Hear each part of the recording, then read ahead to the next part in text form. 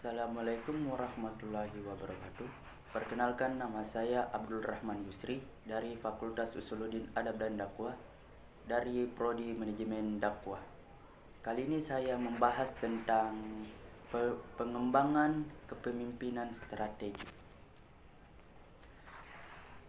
Kepemimpinan strategi adalah kemampuan untuk mengantisipasi, melihat ke depan, mempertahankan fleksibilitas dan memperdayakan orang lain untuk menciptakan perubahan strategi yang diperlukan. Pada hakikatnya, kepemimpinan strategi itu multifungsional, melibatkan pengelolaan mulai orang-orang, mengelola seluruh perusahaan dan meniru perubahan yang kelihatannya akan meningkatkan lingkungan persaingan saat ini.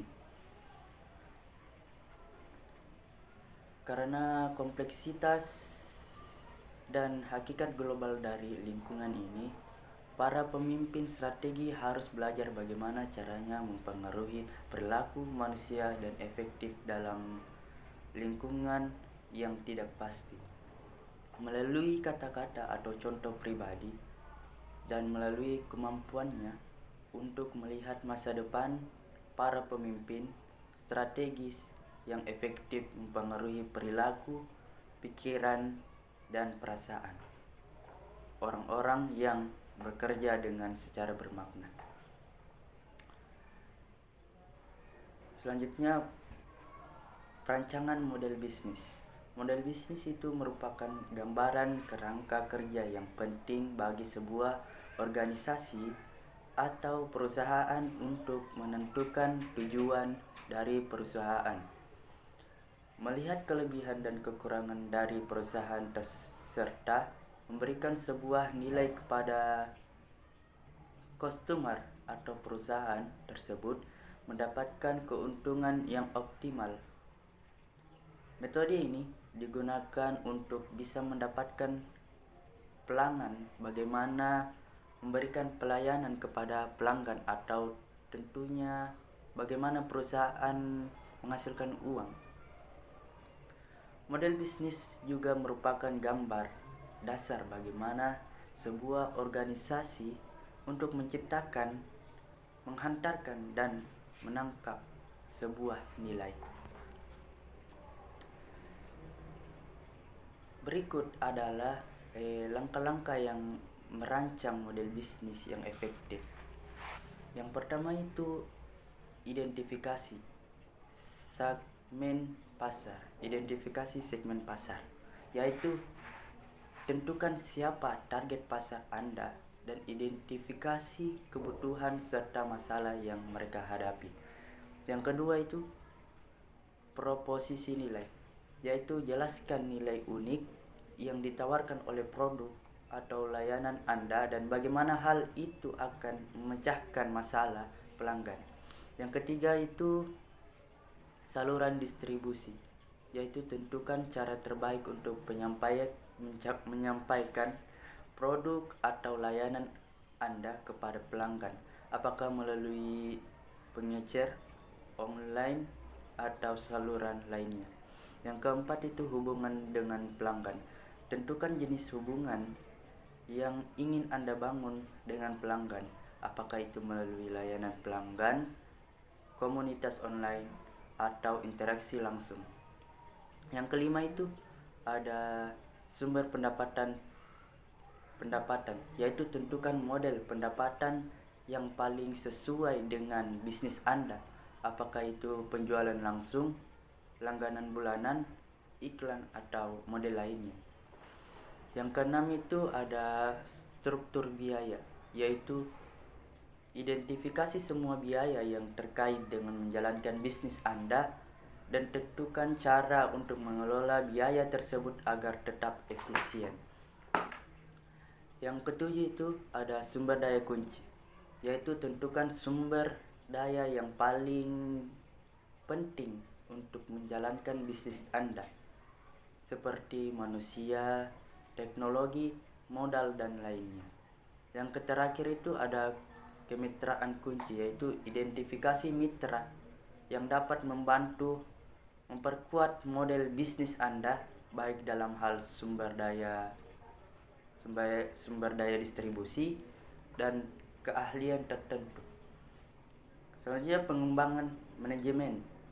Mengetahui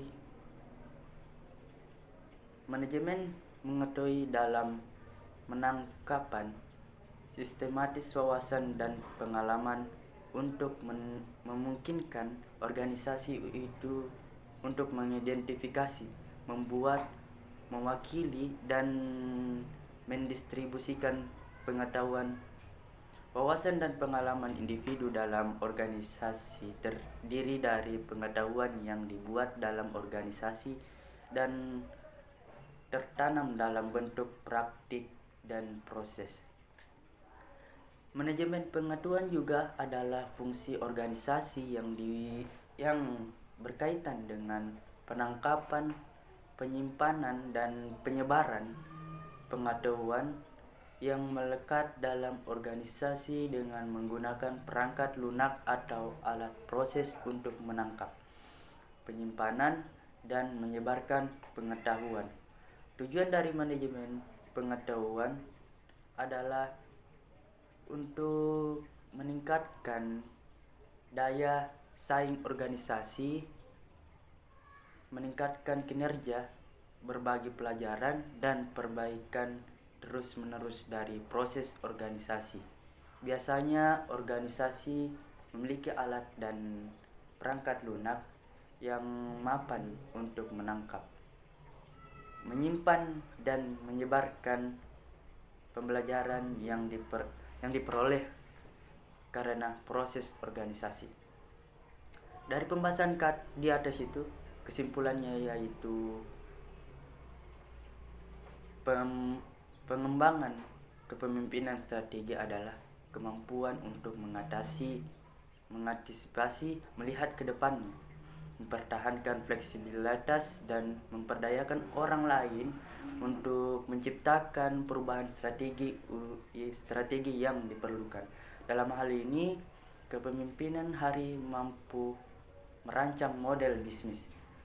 Perancangan model bisnis adalah proses merancang kerangka kerja yang menggambarkan bagaimana sebuah organisasi akan menciptakan, memberikan, dan mengeksploitasi nilai kepada pelanggan. Kepemimpinan juga harus mampu mengembangkan manajemen pengetahuan. Pengembangan manajemen pengetahuan ialah proses yang melibatkan pengelolaan, penyebaran, dan pemanfaatan pengetahuan dan informasi yang dimiliki oleh suatu organisasi untuk meningkatkan kinerja, inovasi, dan daya saing. Dan juga pemimpin harus mampu melibatkan pengoptimalan efisiensi dalam produksi suatu produk atau layanan dengan mempengaruhi pemborosan dan memaksimalkan nilai bagi pelanggan. Demikian dari pembahasan dari saya. Wabillahi taufiq wal hidayah. Wassalamualaikum warahmatullahi wabarakatuh.